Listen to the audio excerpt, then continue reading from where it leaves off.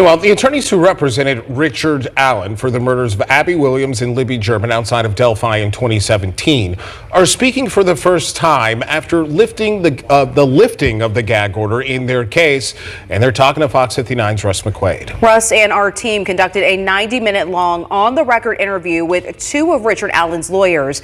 They battled with Judge Fran Gold to introduce evidence of reasonable doubt before a jury, ultimately failing to convince the jurors who convicted their client of 4 counts of murder. Now, Russ tells us now what those attorneys, after a couple weeks of soul searching, have to say. Oh, good afternoon, Nick. When Judge Fran Gold sentenced Richard Allen to 130 years in prison for the murders of Libby and Abby, she lifted her 2-year-old gag order. State police and prosecutors and the victims' families took immediate advantage of that freedom to tell us what they thought. Now it's the defense team's turn.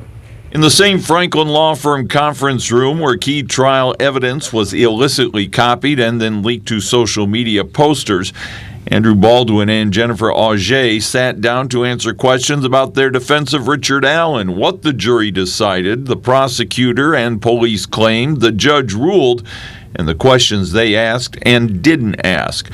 The attorneys defended their conduct, saying it was the state, not them, who came up with an alternate theory that Odinism could have played a role in the girls' murders, that their complaints about leaks coming from the prosecutor and the police and the judge's staff were never investigated, that Allen's dozens of confessions from inside prison were the result of illegal incarceration, not a sense of guilt, that they've been unfairly slandered by police for their vigorous defense of their client, and that the jury's guilty verdict did not serve justice because they think the wrong man's in jail. There is no justice for Abby Williams and Libby German if you convict the wrong person. All of that does is double the tragedy, double the injustice. If Richard Allen is not guilty, there are still killers out there. That's not justice. I asked the attorneys if they thought Judge Gull simply ran, in her words, a tight ship to keep out theories that had no evidence to back them up, or her focus of the trial was so narrow it could lead the jury to only one conclusion.